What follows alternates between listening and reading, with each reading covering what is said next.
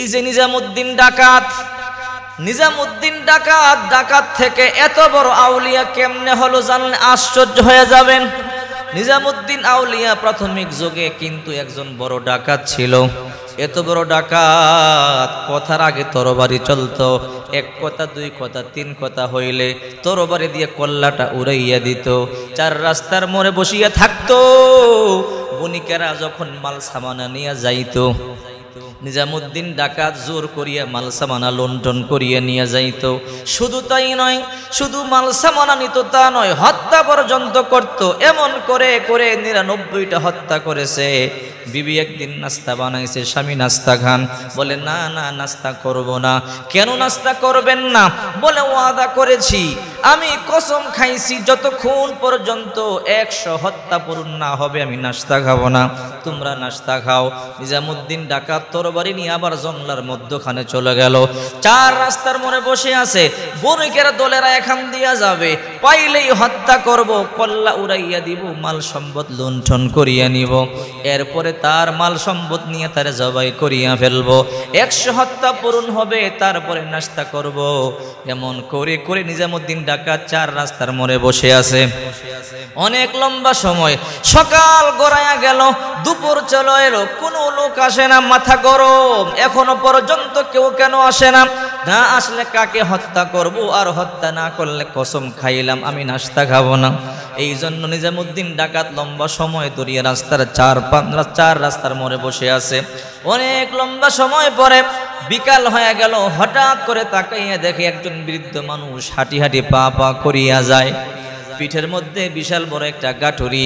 বার্ধক্যের কারণে বুড়া হয়ে গেছে, বাঁকা হয়ে চলে, কিন্তু পিঠের মধ্যে একটা গাঠুরি দেখা যায়। নিজামুদ্দিন ডাকাত বলে, রে বুড়া আয় আয়, আমি তো তোর জন্য অপেক্ষা করতেছি। বুড়া লোকটা বলল, কি তোমার নাম? আমার নাম নিজামুদ্দিন ডাকাত। আমাকে কেন ডাকো রে বুড়া? তোর এই গাঠুরির মধ্যে কি আছে বের কর। সব মাল সম্পদ আমারে দে, এই মাল সম্পদ আমার লাগবে। তখন ওই বৃদ্ধ লোকটা বলে, আমার গাটুরির মধ্যে তেমন কোনো মাল সম্পদ নাই। কি আছে? বলে, আমি একজন মুসাফির। মুসাফিরের গাটুরির মধ্যে আবার তেমন কি থাকতে পারে? আমার গাটুরির মধ্যে তেমন দুনিয়ার দামি কোনো সম্পদ নাই। কিছু পুরাতন কাপড় চোপড় আছে, কিছু গুড় আর কিছু চিরা, কিছু মুড়ি আছে, কিছু পানি আছে। বলে, বিশ্বাস করি না, তোর গাটুরিটা খোল। নিজামুদ্দিন ডাকাত বলল, তোর গাটুরি খোল। ওই আল্লাহর বান্দা বলে, আমার গাটুরি বিশ্বাস না হইলে তুমি খোলো। এবার নিজামুদ্দিন ডাকাত নিজেই গাটুরি খুললো। গাটুরি খুলিয়া দেখে গাটুরির মধ্যে কিছু চিরা মুড়ি, কিছু পানি দেখা যায়, কিছু গুরু দেখা যায়, কিছু পুরাতন কাপড় চোপড় দেখা যায়। মাথা গরম, সকাল থেকে এখনো পর্যন্ত অপেক্ষা করতেছি, মাল সম্পদ নিব, যাকে পাবো তাকে হত্যা করব। রে বুড়া, মাল সম্পদ তো পাইলাম না। মাথা আরো বেশি গরম হয়ে গেছে। হ্যাঁ বুড়া, লম্বা হয়ে শুয়ে পড়ো, তোমার কল্লাটা আমি উড়াইয়া দিব। এই বৃদ্ধ লোকটা বলে, কেন আমার কল্লা তুমি উড়াইয়া দিবা? বলে, আমি ওয়াদা করেছি, কসম খাইছি, ৯৯টা হত্যা পূরণ হয়েছে, ১০০ পূরণ না হলে আমি নাস্তা খাবো না। বিবি সকাল থেকে নাস্তা বানাই অপেক্ষা করতেছে, আমি নাস্তা খাইবার জন্য যাই না। আমি বলেছি, বিবি যতক্ষণ পর্যন্ত ১০০ হত্যা পূরণ না হবে ততক্ষণ পর্যন্ত আমি নাস্তা করব না। আমি তোমারে পাইলাম ১০০ নাম্বারে, মাল পাই আর না পাই কোনো আপত্তি নাই, কিন্তু তোমার জবাই করব। আর তোমার জবাই না করলে আমার নাস্তা খাওয়া হবে না। ওই লোকটা কিন্তু সাধারণ মানুষ না। ওই বৃদ্ধ লোকটা জমানার সবচেয়ে বড় আল্লাহর ওলি, শেখ ফরিদ রহমাতুল্লাহি আলাইহি। আল্লাহু আকবার। শেখ ফরিদ রহমাতুল্লাহ আলাইহি বলে, আল্লাহর বান্দা, আমি কোনো দোষ করি নাই, আমি কোনো অন্যায় করি নাই, তুমি কেন আমার শুধু শুধু হত্যা করবা? কেন আমার শুধু শুধু জবাই করবা? বলে, এত কথা শুনতে চাই না, শুইয়া পর তোমার আমি জবাই করব। শেখ ফরিদ রহমাতুল্লাহি আলাইহি বলে, নিজামুদ্দিন ডাকাত, তুমি আমার জবাই করলে তোমার কি লাভ হবে? তোমার তো পাপ হবে। বলে, এত কিছু বুঝি না রে আল্লাহর বান্দা, আমাকে তো হত্যাই করবা। এর আগে একটা কথা শোনো। বলে, কি কথা? বলে, এতদিন পর্যন্ত কয়জনকে হত্যা করেছো? বলে 99 জনকে হত্যা করেছি। এতগুলো মানুষকে কেন হত্যা করেছো? হত্যা করিয়ে মাল সম্পদ সব লুণ্ঠন করেছি। এই মাল সম্পদ কই? বলে বিবিরে দিছি, সন্তানদেরকে দিছি, বাড়ি বানাইয়া দিছি, বালাখানা বানাইয়া দিছি, বিবিরে স্বর্ণ গহনা দিছি। বলে এই যে মানুষ হত্যা করিয়া করিয়া তোমার বিবিরে সম্পদ দাও, সন্তানদেরকে সম্পদ দাও, বিবিরে স্বর্ণ গহনা দিছো, বাড়ি করিয়া দিছো, সম্পদ করিয়া দিছো, কিয়ামতের ময়দানে তোমার পাপের বোঝা কি তোমার বিবি বহন করবে নি?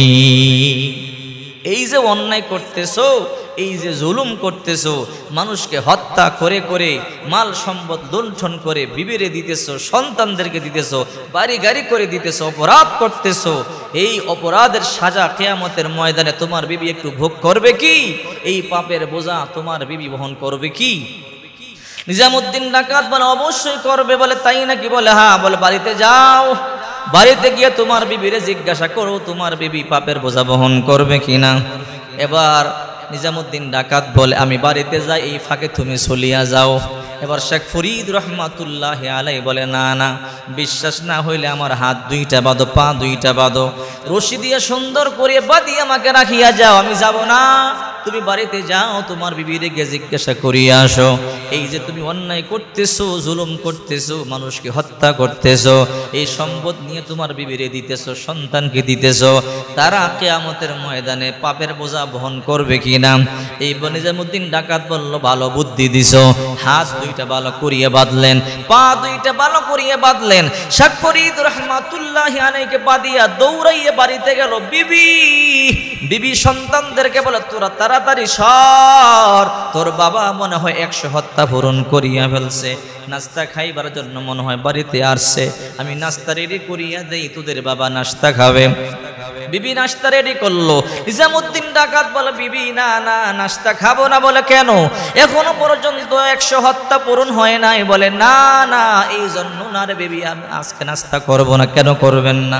বিবি সত্যি করে বলো, এই যে মানুষকে হত্যা করিয়া করিয়া ধন সম্পদ লুণ্ঠন করিয়া তোমারে কত গহনা বানাইয়া দিলাম, বাড়ি বানাইয়া দিলাম, সম্পদের মালিক বানাইয়া দিলাম, ও বিবি কিয়ামতের ময়দানে আমার পাপের বোঝা তুমি বহন করবা কিনা বলো?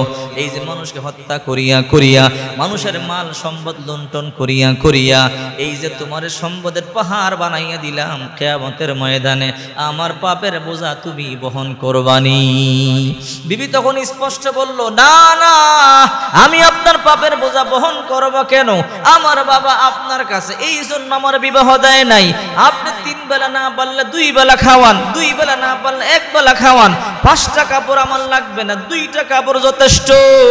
আমি তো আপনারে বলি নাই আপনি আমাকে মানুষকে হত্যা করিয়া, মানুষের মাল সম্পদ লুণ্ঠন করিয়া আমাকে আপনি রানীর মতো বানাইয়া রাখেন। কোন বাবা তার মেয়েকে পাপের বোঝা বহন করবার জন্য কারো কাছে বিয়ে দেয় না। আপনার পাপের বোঝা আপনাকে বহন করতে হবে, আমি আপনার পাপের বোঝা বহন করব না। এই কথা বলবার পরে নিজামুদ্দিন ডাকাত অবাক হয়ে গেল, সন্তানদের কাছে গেল, ও সন্তানেরা, এই যে মানুষ হত্যা করিয়া করিয়া মাল সম্পদ লুণ্ঠন করিয়া করিয়া তোমাদেরকে সম্পদের পাহাড় বানাইয়া দিলাম, কিয়ামতের ময়দানে আল্লাহ পাক রব্বুল আলামিন যদি আমার মাথার মধ্যে পাপের বোঝাটা বসাইয়া দেয়, ওই দিন আমার পাপের বোঝা তোমরা বহন করবা কিনা বলো?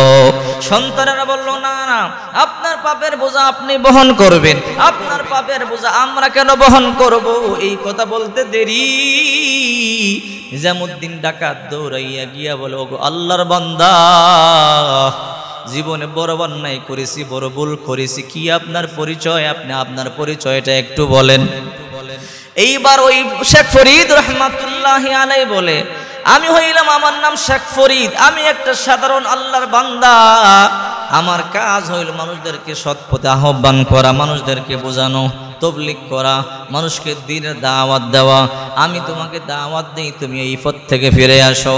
দেখছো তোমার বিবি তোমার পাপের বোঝা বহন করবে না, তোমার সন্তান তোমার পাপের বোঝা বহন করবে না, শুধু শুধু কেন এদের জন্য এত অন্যায় করতেছো, এত পাপ করতেছো? কাল কিয়ামতের ময়দানে তোমার পাপের বোঝা তোমাকেই বহন করতে হবে। নিজামুদ্দিন ডাকাত তখন তার হাতের বাঁধন খুলে দিল, পায়ের বাঁধন খুলে দিল, খুলে দিয়ে বলে, আল্লাহর ওলি, নিশ্চয়ই আপনি কোনো সাধারণ মানুষ নয়, আল্লাহর বড় ওলি হবেন। আল্লাহর ওলি, আপনার পা দুইটা জড়াইয়া ধরলাম, আমি ওয়াদা দিলাম, আমি তওবা করলাম, আর জীবনে অন্যায় করব না, কাউকে হত্যা করব না, কারো মাল সম্পদ লুণ্ঠন করব না। ও আল্লাহর ওলি, আমার তওবার রাস্তা আপনি বলিয়া দিয়া যান, কিভাবে তওবা করলে আল্লাহ পাক রব্বুল আলামিন আমার তওবা কবুল করবে, কিভাবে তওবা করলে আমার তওবা আল্লাহ কবুল করবে। শেখ ফরিদ রহমাতুল্লাহি আলাইহি কি জবাব দিবা, আশ্চর্য হয়ে বলে, রাস্তা স্যার আমাকে যাইতে দাও, আমার সময় নাই। নিজামুদ্দিন রহমাতুল্লাহি আলাইহি বলে, না না, আপনাকে আমি যাইতে দিব না, যতক্ষণ পর্যন্ত আমার প্রশ্নের জবাব না দিবেন ততক্ষণ পর্যন্ত আপনাকে যাইতে দিব না। আপনি আমার জীবন পরিবর্তন করিয়া দিছেন, আমার অন্তরচক্ষু খুলিয়া দিছেন, আপনি আমার মোড় ঘুরাইয়া দিছেন। আপনাকেই বলতে হবে কেমনে তওবা করলে আমার আল্লাহ আমার তওবা কবুল করবে, কেমনে কান্নাকাটি করলে আমার আল্লাহ আমার জিন্দেগির গুনাহগুলো মাফ করে দিবে। এইবার নিজামুদ্দিন ডাকাত যখন চোখের পানিগুলো সারিয়া সারিয়া কান্দে, শেখ ফরিদ রহমাতুল্লাহি আলাইহি মায়া লেগে গেল। শেখ ফরিদ রহমাতুল্লাহি আলাইহি বলে, রে নিজামুদ্দিন ডাকাত, এই যে মোরা গাছ দেখতেছো, এই গাছের নিচে বসিয়া বসিয়া মাওলা পাকের তওবা করবি, জিকির আজকার করবি, নামাজ পড়বি, যতদিন পর্যন্ত দেখ তাকাইয়া গাছের মধ্যে ফুল নাই, ফল নাই, পাতা নাই, যতদিন পর্যন্ত এই গাছের মধ্যে ফুল না আসবে, ফল না আসবে, পাতা না গজাবে, বুঝবি ততদিন পর্যন্ত তোর তওবা কবুল হয় নাই। যেদিন দেখবি গাছের মধ্যে পাতা গজাইছে, ফুল ফুটেছে, ফল ধরেছে, বুঝবি তওবা কবুল হয়ে গেছে।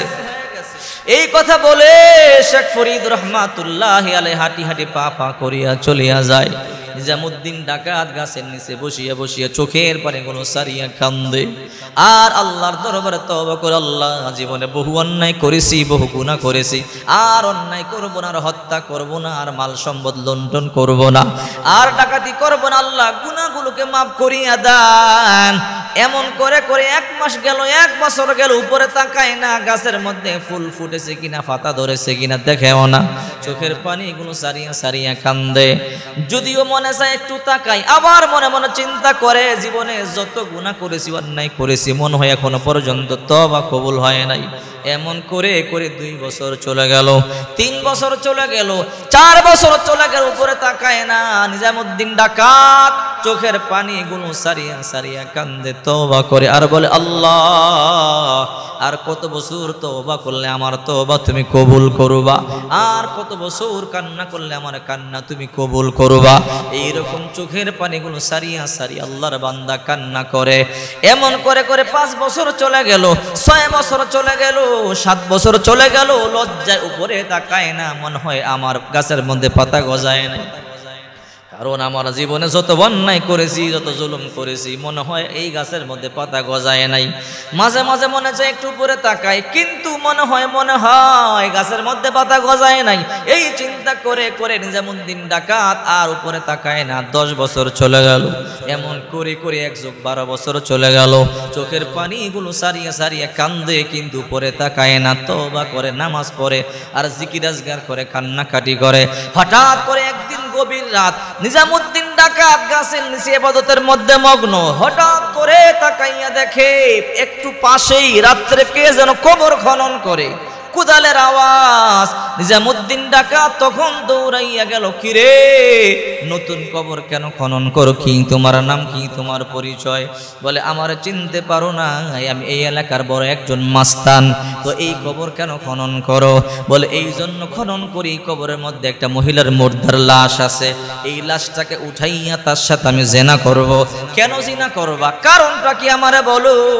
বলে, কারণ হলো এই মেয়েটাকে আমি বড় ভালোবাসতাম, কিন্তু মেয়েটা আমারে ভালোবাসতো না। কারণ কি? বলে, আমি মদ পান করতাম, জুয়া খেলতাম, অন্যায় করতাম, জুলুম করতাম, এই জন্যে এই মেয়েটা আমাকে দেখতে পারতো না, আমাকে ভালোবাসতো না। আমি তাকে বিয়ের প্রস্তাব দিয়েছিলাম, মেয়েটা রাজি হয় নাই। মেয়েটা বলতো না, এই মদখোরকে বিয়ে করব না, এই জালেমকে বিয়ে করব না। মেয়েটা বড় নামাজি ছিল, বড় পর্দাশীল ছিল, কিন্তু দুনিয়াতে আমি তার সাথে আমার খায়েশ মিটাইতে পারি নাই। আজকে শুনলাম ইন্তেকাল করেছে, এই জন্য আজকে আমি নিয়ত করলাম যখন তাকে দাফন করিয়ে সবাই চলিয়া যাবে, আমি তাকে কবর থেকে তুলিয়া তার সাথে জিনা করব, খায়েশ মিটাবো। এই জন্য আমি কোদাল দিয়া মাটি খনন করিয়া লাশ উঠাইবার চেষ্টা করতেছি। এই কথা শুনবার পরে নিজামুদ্দিন ডাকাতের মাথা গরম হয়ে গেল। কিরে জালেম, দেখছি এত বড় জালেম দুনিয়ার মধ্যে তো আর দেখি নাই। কোদালটা টান দিয়া নিয়া তার গর্দানটার মধ্যে একটা কোপ লাগাইয়া দিল। এক কোপ দিয়া তার গর্দানটা তার দেহ থেকে আলাদা করে দিল। আলাদা করে দেওয়ার পরে নিজামুদ্দিন ডাকাত মনে মনে চিন্তা করে, কি করলাম, আমি না তওবা করেছি, আর অন্যায় করব না, আর গুনাহ করব না, আর হত্যা করব না, আর লুণ্ঠন করব না। আমি তো আবার হত্যা করে ফেললাম। আরো বেশি অনুশোচনা, আরো বেশি চোখের পানিগুলো সারিয়া কান্না শুরু করে দিল। কি করলাম, আমি তো আরো বেশি অন্যায় করে ফেললাম। চোখের পানি সারিয়া আবার কোদালটা ফালাইয়া গাছের নিচের মধ্যে গিয়া চোখের পানিগুলো সারিয়া কান্দে, আল্লাহ আমি ওয়াদা করেছিলাম আর অন্যায় করব না, আর গুনাহ করব না, আমি আবার হত্যা করে ফেললাম। ও আল্লাহ, তুমি আমারে মাফ করিয়া দাও। তুমি যদি আমারে মাফ না করো আমি কই যাব, কার কাছে যাব? ওই নিজামুদ্দিন ডাকাত চোখের পানিগুলো সারিয়া কান্দে, উপরে তাকায় না, লজ্জা, মনে হয় গাছের মধ্যে ফুলও ফুটে নাই, পাতাও গজায় নাই, ফলও ধরে নাই। এইভাবে 1 যুগ 12 বছর পর্যন্ত চলে গেল। কান্নাকাটি করিয়া হঠাৎ করে মাথা উঠাইয়া তাকাইয়া দেখে ওই যে শেখ ফরিদ রহমাতুল্লাহি আলাইহি বৃদ্ধ লোকটা হাঁটি পা করিয়া যায়। নিজামুদ্দিন ডাকাত দৌড়াইয়া গিয়া বলে, ওগো আল্লাহর ওলি, 1 যুগ 12 বছর পর্যন্ত আপনি আর আসলেন না। এই যে 1 যুগ 12 বছর আগে আমার তওবার তালিম দিয়া গেলেন, এই 12 বছর পর্যন্ত আর আসলেন না। আমি তো জীবনে বলেছিলাম আর অন্যায় করব না, আর অত্যাচার করব না, মানুষ হত্যা করব না। আমি তো আবার অন্যায় করে ফেলেছি, আবারও গত রাত্রে একজনকে হত্যা করে ফেলেছি। কেন হত্যা করেছো? একজন জালেম একটা যুবতী মেয়েকে, পর্দাশীল নারীকে কবর থেকে উঠাইতেছে জিনা করবার জন্য। এই দৃশ্য দেখিয়ে সহ্য করতে পারি নাই, এই জন্য কবর খনন করতে দেই নাই, আমি তাকেই হত্যা করে ফেলেছি। আল্লাহর ওলি গো, আমি ওয়াদা রক্ষা করতে পারি নাই গো আল্লাহর ওলি। আমি জানি না আল্লাহ তাআলা আমার গুনাহ মাফ করে কিনা, আমাকে আল্লাহ তাআলা মাফ করবে কিনা। বল নিজামুদ্দিন ডাকাত বল, এই যে 12 বছর পর্যন্ত তওবা করতেছো, এই 12 বছরের মধ্যে কতদিন উপরে তাকাইছো? বলে একদিনও তাকাই নাই। কেন তাকাও নাই? ও আল্লাহর ওলি, যেই গুনাহ জীবনে করেছি, আমার গুনাহ তো মনে হয় মাফ হয় নাই, গাছের মধ্যে পাতা গজায় নাই, ফুল ফুটে নাই, এই জন্য লজ্জায় তাকাই না। শেখ ফরিদ রহমাতুল্লাহি আলাইহি বলে, রে নিজামুদ্দিন, একটু উপরে তাকা, তুই আর এখন আর ডাকাত নাই, একটু উপরে তাকা। নিজামুদ্দিন আউলিয়ার তাকাইতে চায় না, একটু তাকাইয়া দেখ। নিজামুদ্দিন ডাকাত যখন উপরে তাকাইয়া দেখে মরা গাছের মধ্যে ফলে ফুলে ভরে গেছে। এবার শেখ ফরিদ রহমাতুল্লাহি আলাইহি বলে, রে নিজামুদ্দিন, এখন তুই আর ডাকাত নাই, আল্লাহ তোর ওলি বানাইয়া দিছে। যা তোর কারণে আল্লাহ পাক রব্বুল আলামিন বহু গুমরাহিকে হেদায়েত দান করবে। অনেক আল্লাহ বুলাকে আল্লাহর পরিচয় তোর মাধ্যমে আল্লাহ পাওয়াবে। যা নিজ আমল কর, মানুষকে হেদায়েতের দাওয়াত দে। হে যুবক, জীবনে কত গুনাহ করেছো, কত অন্যায় করেছো, হাতে ধরে পায়ে পড়ে যুবক ভাই আর গুনাহ করিও না, আর অন্যায় করিও না। হে যুবক, তোমার মতো যুবক ছিল নিজামুদ্দিন ডাকাত, আল্লাহর ওলি হয়ে গেছে। চোখের পানি সারিয়া তওবা করো, আল্লাহ তোমার গুনাহগুলো মাফ করিয়া দিবে। বিশ্ব নবী মুহাম্মদুর রাসূলুল্লাহ সাল্লাল্লাহু আলাইহি ওয়াসাল্লাম বলেন, আত-তাইবু মিনাজ যামবি কামাল্লা যামবালা।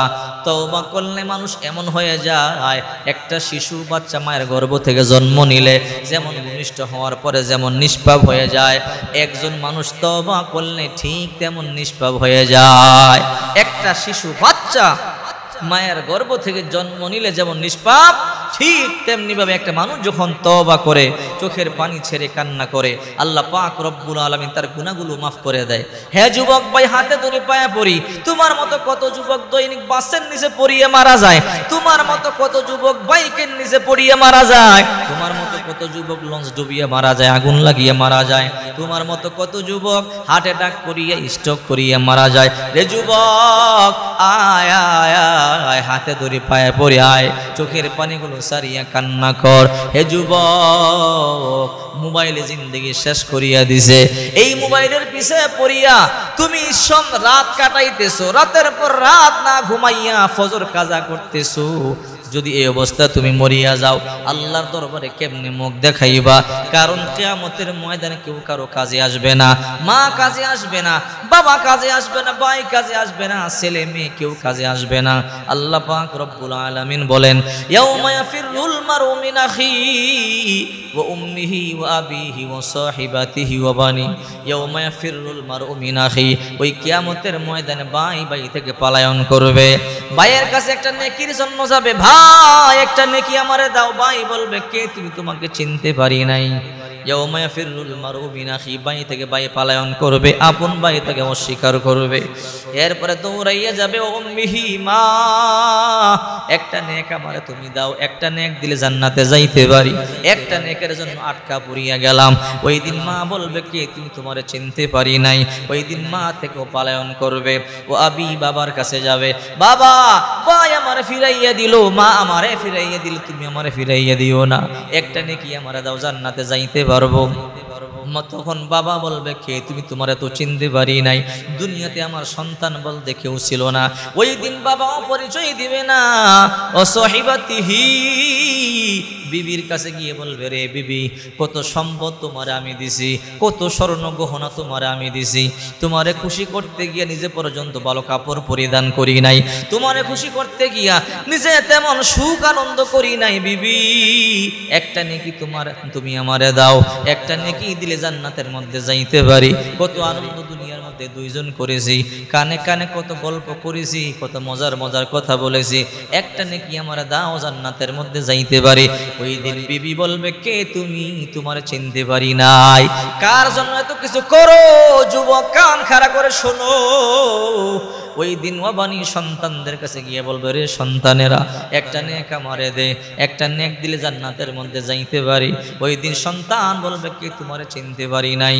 এই জন্য যুবক কান খাড়া করে শোনো, কিয়ামতের ময়দানটা বড় ভয়ঙ্কর হবে। সূর্য মাথার কাছাকাছি চলে আসবে, মাটি তামা হয়ে যাবে, মাথার বাটিটা ঠাস ঠাস করিয়া ফাটিয়া যাবে, মাথার মগজগুলো বায়া বায়া চতুর্দিক দিয়া পড়বে, জিহ্বা নাভি পর্যন্ত জ্বলতে থাকবে, কেউ কারো পরিচয় দিবে না। বন্ধু, তোমার মতো কত খেলার সাথী, স্কুল পড়েছো, আজকে দুনিয়া ছাড়িয়ে চলিয়া গেছে। তোমার কত বন্ধু বান্ধব কলেজে পড়ছো, চলে গেছে, মাদ্রাসায় পড়ছো, চলে গেছে। যদি তার সময় তুমি চলে যাইতা, তোমাকেও খুঁজিয়া পাওয়া যাইতো না।